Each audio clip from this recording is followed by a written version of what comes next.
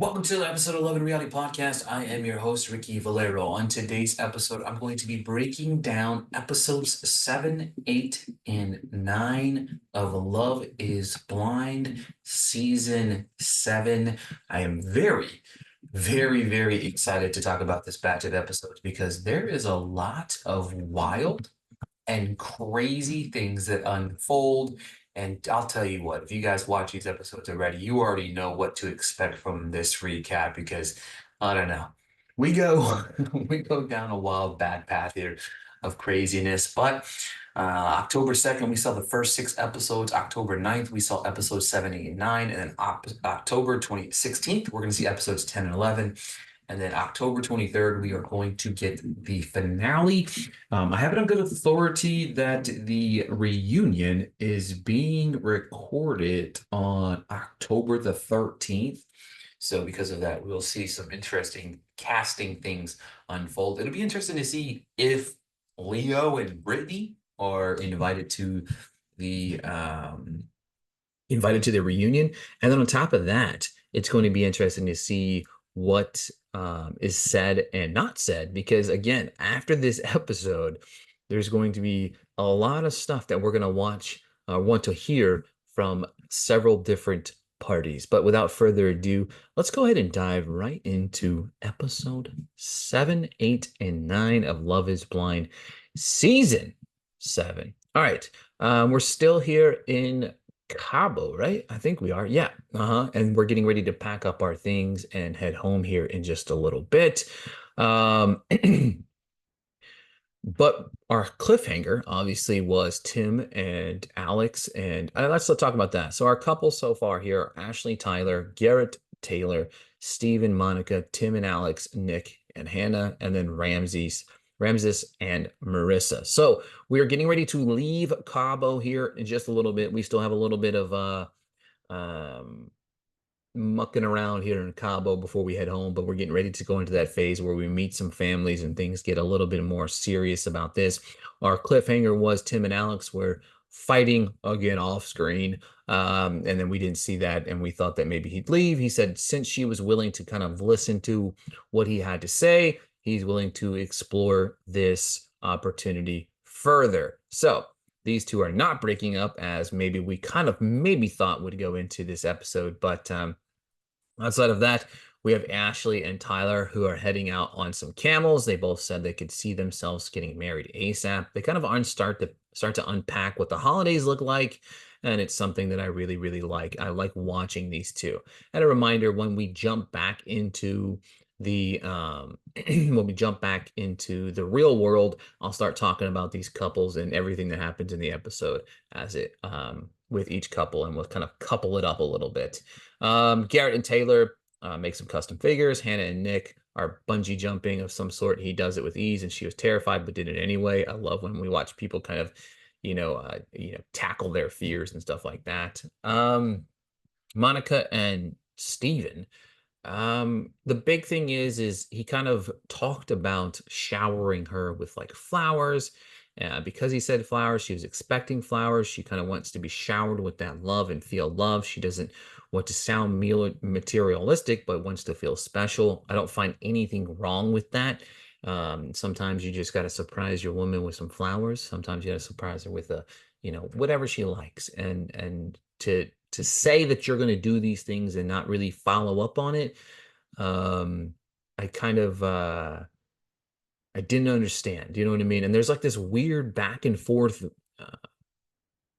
conversation that I just the whole thing was weird, right? This dynamic that seems so strong in the pods is starting to question so many different things, and I'm kind of starting to question his character. This whole entire scene was a little bit of a red flag. It's like, hey, like all she's asking for is some fucking flowers. Get the woman some flowers. You know what I mean? Like Monica seems like a catch, and I'm just confused by everything that happened here. Big red flag for me with Steven here.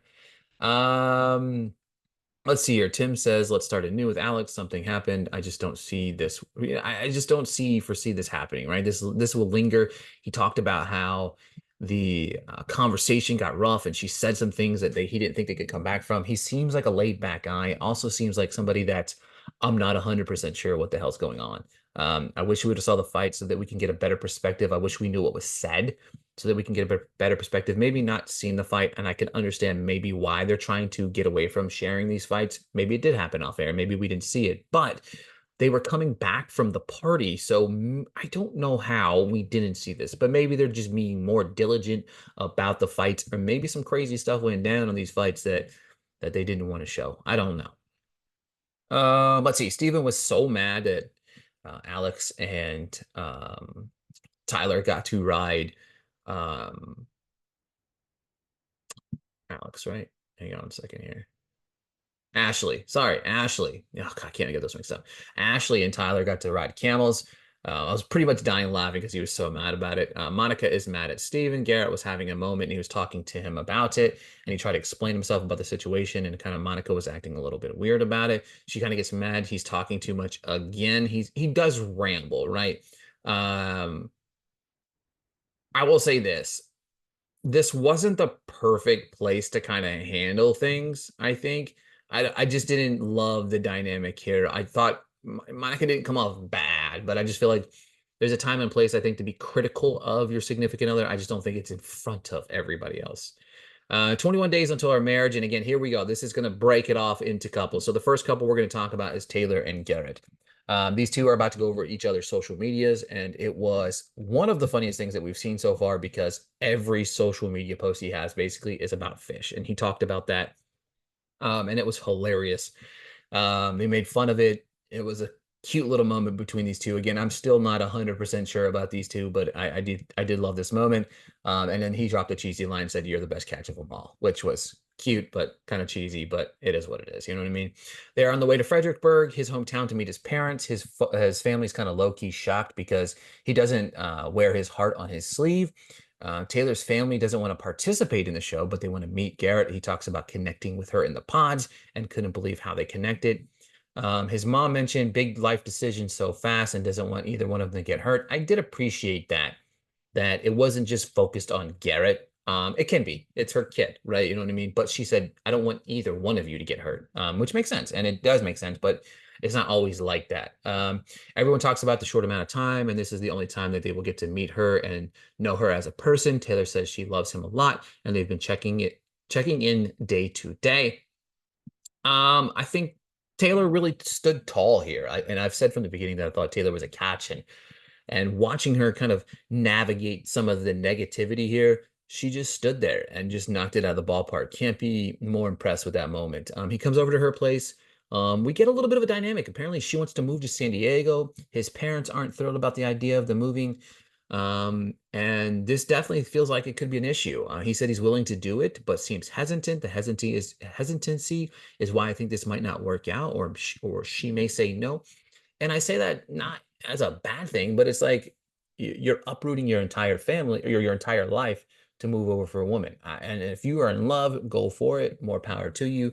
And then, but he just like, hey, I want to make sure that if we have kids, that our kids are in their lives and stuff like that. So definitely feel like this could be a little bit of a hiccup. All right, Marissa and Ramses, and this is really episode 7 and 8 because episode 9 crazy things happen, right? She wants to have a black wedding. He's cooking up her a meal. She is having to travel 2 hours to and from school. And she's kind of looking for help, right? You know what I mean? Like she said there's a lot of different things with this wedding that she wants. She doesn't want to marry she doesn't want a man marrying them. She doesn't want the Christian aspect, but apparently that's not going to fly with his mom. She doesn't want anyone at their wedding to think they're getting married under any religious beliefs.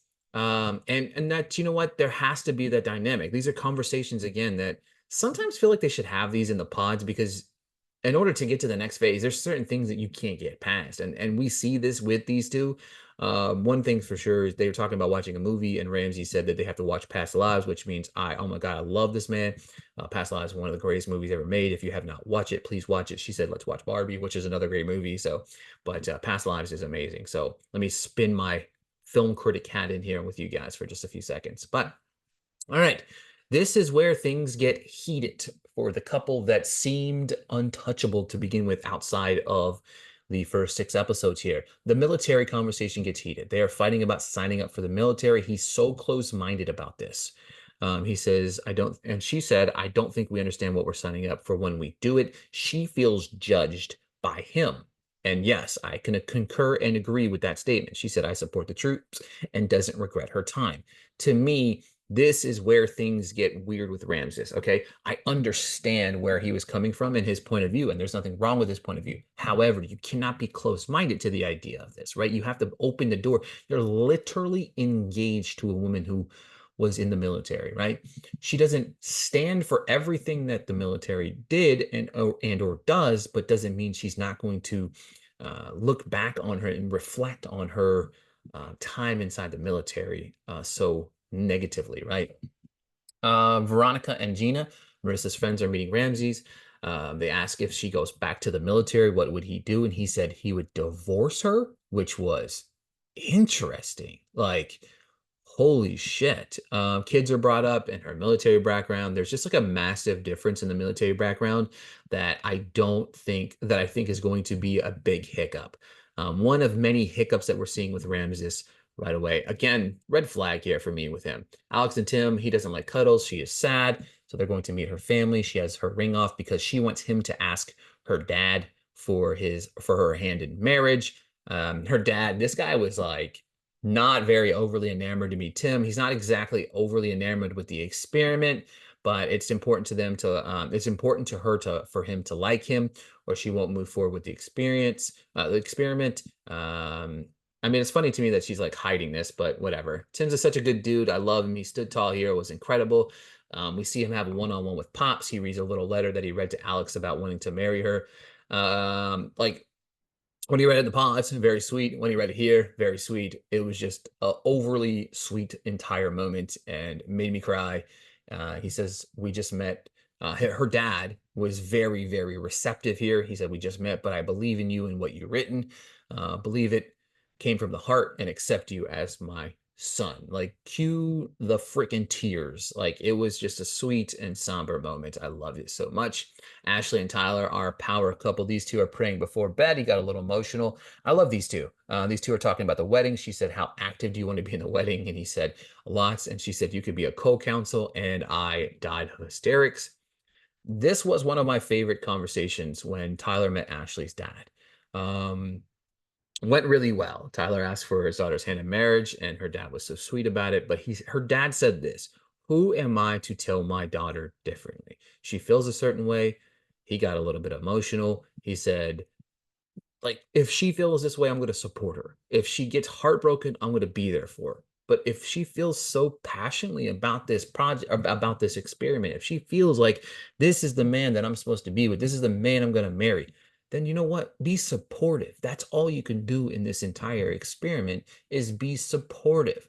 If they end up breaking up, they end up breaking up. You know what I mean? It is what it is. It's going to happen.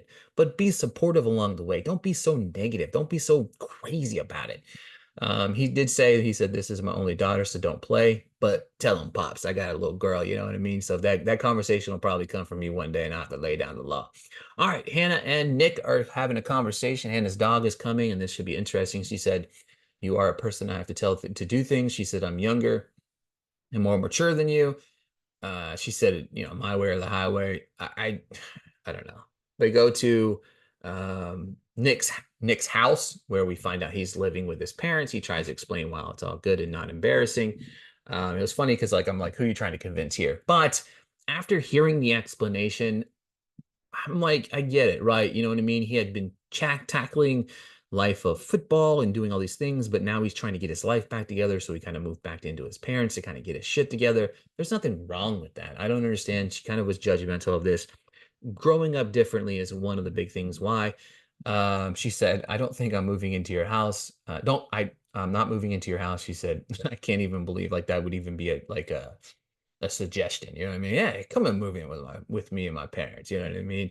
Um, she gets mad. She has to ask them to take out the trash. She's in laundry and stuff. She vacuums every day. She spends $300 a week in groceries. Money gets brought up. Separate bank accounts, split utilities, rent.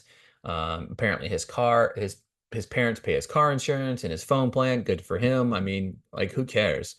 She's not thrilled with a 28-year-old piggybacking off his family. Again, this feels harsh. It to me it does because I'm not saying it's not a small flag. But again, if what he's saying is true and there's a dynamic there that he was chasing this passion of a football player, played some arena ball or played some pro football and other elements, and he finally decided, you know what, I'm going to settle down. I'm going to become a real estate agent. I need to get back on my feet. There's no better way to get back on your feet than entering the household of your parents and helping and allowing them, if they have the means and the opportunity to help you get back on your feet. Not everybody is afforded that opportunity, but just because he is doesn't mean he should be looked upon differently.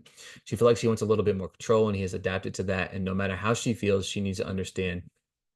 Like, and that's the thing. Like, she wants to feel a little bit more in control of the relationship. I think that he's willing to do that, but the way she demeans him in this is kind of weird because this is an adjustment period. Like, he's lived a certain way for so long, and now you're trying to come in there and change some of these ways. You have to be patient with the process. If you're not, then here we go. All right, Steven and Monica. She brings up the flowers again. If this dude doesn't get her some flowers, I'm going to whoop his ass. He forgot about the whole flower thing, so they take a flower pressing class. It was kind of cool. And then Steven said something about like some weird shit. Like he keeps saying weird shit that he's buying flower leads to getting sex. I don't even know. Her dad wants to meet Steven, but doesn't want to be on camera. He does say he's ready to meet Steven. Still unsure about these two, but I think I like him. He's out of a job right now. And he's questioning the kind of the marriage, which was weird, and she wasn't willing to stop. And then this thing was interesting. So she's basically like, hey, like if you're questioning the marriage, I'm not just gonna pull my pants and be with you. You know what I mean? Like we're just not gonna get freaky deaky out here in these streets if you're starting to question things in the marriage. You know what I mean? And I respect her for that. And if he can't understand that, then fuck off. He said you can put your dick in so many things, and he said mac and cheese. Steven is a mix of like funny and annoying all in the same manner. As we transition into the next episode, let's talk about this crazy moment.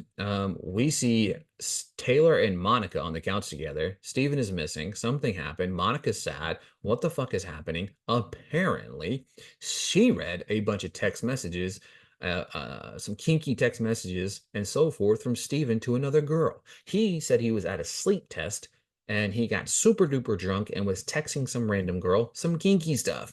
And this sent everyone off the rails. Again, what I would like to say is I wish we saw the fight, but I get it. I understand, whatever. Maybe there wasn't a fight. Maybe, who knows? That said, holy shit, Steven. What an idiot, dude. Like, just what a monumental breakdown of stupidity that we continue to see on this show with these men. Like, if you're not genuinely looking for love in this experiment, please stay off the show. That being said, one of the more beautiful things I saw Monica do in this moment, she said, take out your phone and Venmo me for carrying your weight the last few days. And she said, I'm not getting up off this motherfucking couch until you Venmo me your cash. Period. End of story. And I loved it. It was exciting. I'm happy. Holy shit. What a crazy moment. Like, how are we supposed to like bounce back from this moment? So these two out the door, throw them away, put them in the garbage can. We're one less couple. Crazy, another one bites the dust. This one, I started to get vibes from the dynamic of these two, but I'm kind of just shocked that we are here where we are right now. I Man, I don't know, man. It was kind of sad in some ways, I guess you could say. But I felt bad for Monica, but she stood on business, and I love her for that. Garrett and Taylor loved the dynamic here. Loved the fact that they were there for her, especially Taylor, and then even Garrett was empathetic in that moment. I thought like it's a good thing from a point of view if you're watching Taylor look at Garrett and be in this moment and helping her and guiding her and just being a shoulder to or being an ear to lend on. I definitely think that was brownie points, and she does say that a little bit later. Back on, all right, so here we are moving to episode 9, where we have back with Hannah and Nick. He asked if he could help her with dinner. She said boil the pasta. He looked for the noodles in the fucking fridge, which was very weird, very young, very immature. There's a lot of immaturity level inside him. I have my issues with Nick, but Hannah isn't allowing Nick the space to kind of grow into which they're trying to blossom in, right? I understand he is new to the realm of this world, and he has to be given he's a peacock. He's trying to fly. You know what I mean? As the Mark Wahlberg and other guys, like he's a peacock trying to fly, but you got to allow him the space to grab these new wings and kind of fly. Give the man a chance to conform and be the things you need him to be while he's trying to understand that as well. He's meeting her brother. Nick has only dated two girls in his entire life. His brother says me too, and because he was gay, it's hilarious. He made a joke about her being unemployed. She took it under her skin. While again, her brother agrees it was ruthless, but also agrees that Hannah is pretty mean. Like Nick says, you can say whatever you want and like destroy me, but I can't say anything back to you. That's not necessarily fair. Like they fight hard, and I mean that type of thing's not going to last, right? These two are just destined for shit. Taylor and Garrett, she appreciated how he handled the situation and was there for Monica and said the right things. They talk about meeting her family, and meeting her dad is a big deal and wants to know if he will accept them even off cameras. He said if his parents aren't willing to kind of come, he would still marry her. He said he is scared his family won't give the blessing because he wants this with her so bad. I want it too for you, buddy. Alex and Tim, he has Dino Nuggets in the freezer, and the boss, she saw his place, and it was very man cave ish. And we're here with Marissa and Ramses now, who is about to meet her mom and the rest of her squad. Um, I love this lady. Marissa's mom, the greatest things in sliced bread. Like she roasted his ass the moment she sat down. She said they look like siblings. She said she wasn't feeling his fashion in his 80s Jerry curl. She just roasted his ass. Her mom is just kind of laying down the law. He said he got married before at 25, and his mom roasts his ass for that. This is like the greatest meeting of families ever. Marissa leaves to go to the bathroom. Her mom says they had to fight for what they have and where they're at, and marriage isn't forever. She wanted them to do a prenup.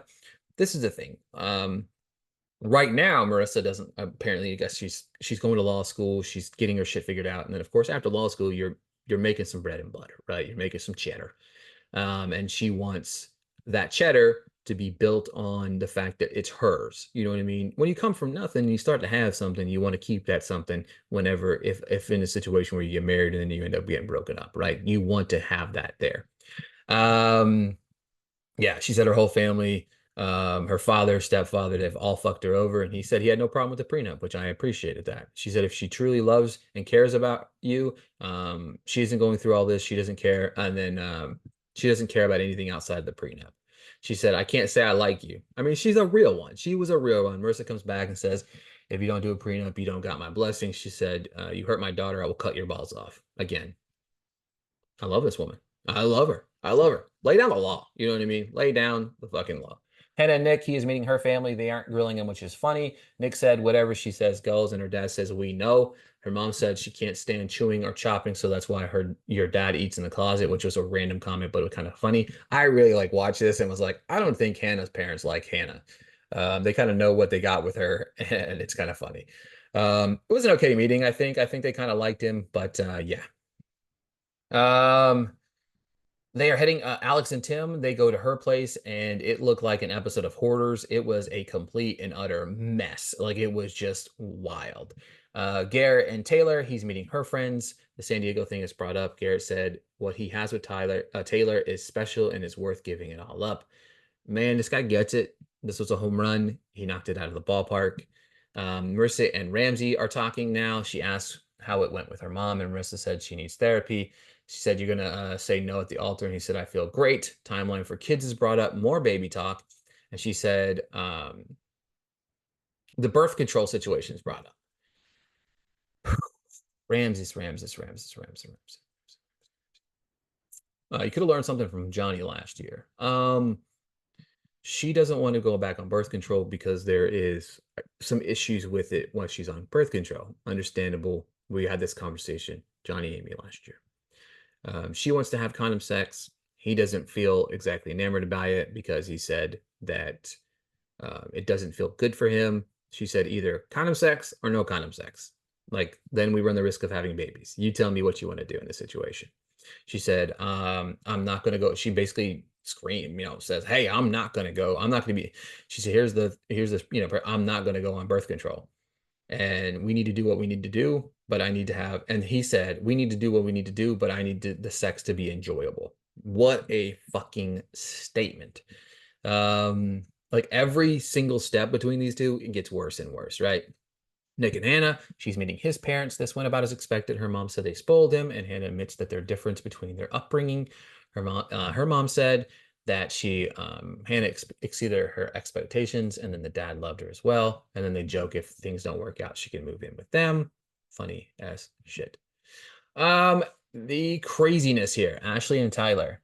What the fuck is going on? Again, another crazy situation happens off the air. She said our superpower doesn't seem like our superpower anymore. She said they had great communication, but doesn't understand how she can drop a bomb 2 weeks before they get married. We are getting a bunch of words and nothing in between. Like, wait, we find out he has kids. What the fuck? How do you find that out just now? However, the way this is worded, the way that it was edited, whatever you have it, apparently what happens is he has 3 sperm donor babies. He helped a family, a friend of his, have kids, and I guess they weren't able to have kids, so he donated. He thought that was the right thing to do was to donate to sperm so that they can have babies. I don't see this as an issue. I see that maybe not telling her being an issue, but that's about it. But to me, this was a crazy dynamic that I really didn't understand why it would have been like we're going to break up type of thing. She said she didn't see this coming, and she said I was so sure.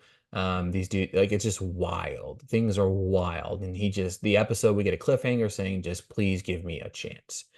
So that being said, what the fuck's gonna happen between those two? Who the hell knows, right? You know what I mean? Like I just don't even know. But we are down a couple now. We are down to 1, 2, 3, 4, 5 couples with Steven and Monica dropping off the board. So as of right now, I was 100% confident on Ashley and Tyler. And you know what? I'm gonna drop it down just a little bit. We're gonna go 85% because we're gonna hope and pray that we see them jumping out a plane together and on their way to marriage. So I'm gonna go 85% possibility of these two getting married. Nick and Hannah, I'm at like 15%. I think these two might not even make it to the altar, if we're gonna be honest with you guys. Tim and Alex, still not 100% convinced on these guys. I still think that argument, we could see another argument that comes back and hunts these two. So I'm at like 35% on those two. Ramses and Marissa, I went from like a high 80, 85 to about a 45 now. I still think maybe they could try to get things together, but I'm not 100% positive. And then our final couple, Garrett and Taylor. 1 minute I'm at like 25%, 1 minute I'm at 75%. So I'm going to give us 75% after this episode. Thank you guys so much for tuning in to another episode of the Love and Reality Podcast. What are you thinking of this batch of episodes? I love to hear your comments below. We'll talk to you guys next week.